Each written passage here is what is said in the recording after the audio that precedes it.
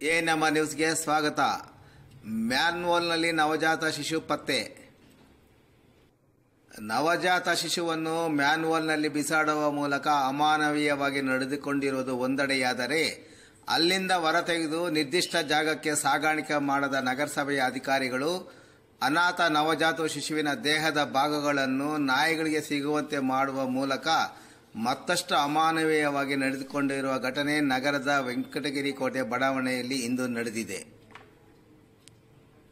ನಗರದ 1ನೇ ವಾರ್ಡಿನ ವೆಂಕಟಗಿರಿ ಕೋಟೆ ಬಡಾವಣೆಯಲ್ಲಿ ರೇಷ್ಮೆ ನೂಲು ತೆಗೆಯುವ ಕಾರ್ಖಾನೆಗಳು ಜಾಸ್ತಿ ಇದ್ದು, ಅವರು ಬಿಡುವ ಕೊಳಚೆ ನೀರು ಒಳಚರಂಡಿಗೆ ಸೇರುತ್ತದೆ. ಇದರಿಂದ ಕೊಳಚೆಯ ನೀರು ಸರಾಗವಾಗಿ ಹರಡದೆ ಮ್ಯಾನ್ಹೋಲುಗಳ ಮೂಲಕ ಕೊಳಚೆ ನೀರು ರಸ್ತೆಗೆ ಹರಡುವುದು ಸಹಜ. ಮ್ಯಾನ್ಹೋಲ್ನಲ್ಲಿ ಕೊಳಚೆ ನೀರು ರಸ್ತೆಗೆ ಹರಡುತ್ತಿರುವುದರ ಬಗ್ಗೆ ಬಂದ ದೂರಿನ ಮೇರೆಗೆ ಇಂದು ನಗರಸಭೆಯ ಒಳಚರಂಡಿಯ ಶುಚಿತ್ವ ಮಾಡುವ ಪೌರಕಾರ್ಮಿಕರು ಶುಚಿತ್ವಕ್ಕೆ ಹೋದಾಗ ಮ್ಯಾನ್ಹೋಲ್ನಲ್ಲಿ ನವಜಾತವಿನ ಶಿಶು ಕಾಣಿಸಿದೆ. ಕೆಲ ದಿನಗಳ ಹಿಂದೆ ಅದರೊಳಕ್ಕೆ ಹಾಕಿರುವ ಪರಿಣಾಮ ಕೊಳೆತು ಹೋಗಿದೆ. ನವಜಾತ ಶಿಶುವನ್ನು ಹೊರತೆಗೆಯುವಾಗ ಕೈಕಾಲು ಮತ್ತು ದೇಹ ಬೇರ್ಪಟ್ಟಿದೆ.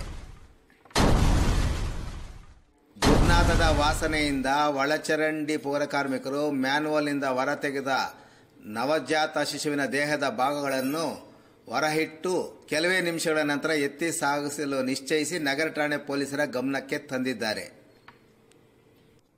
ಕೆಲ ನಿಮಿಷಗಳ ನಂತರ ನಗರಸಭೆಯ ಕಾರ್ಮಿಕರು, ಮಕ್ಕಳ ಸಹಾಯವಾಣಿ ಸಿಬ್ಬಂದಿ ಮತ್ತು ಪೊಲೀಸರು ಸ್ಥಳಕ್ಕೆ ಹೋಗುವಷ್ಟರಲ್ಲಿ ನವಜಾತ ಶಿಶುವಿನ ದೇಹದ ಭಾಗಗಳೇ ನಾಪತ್ತೆಯಾಗಿದ್ದವು.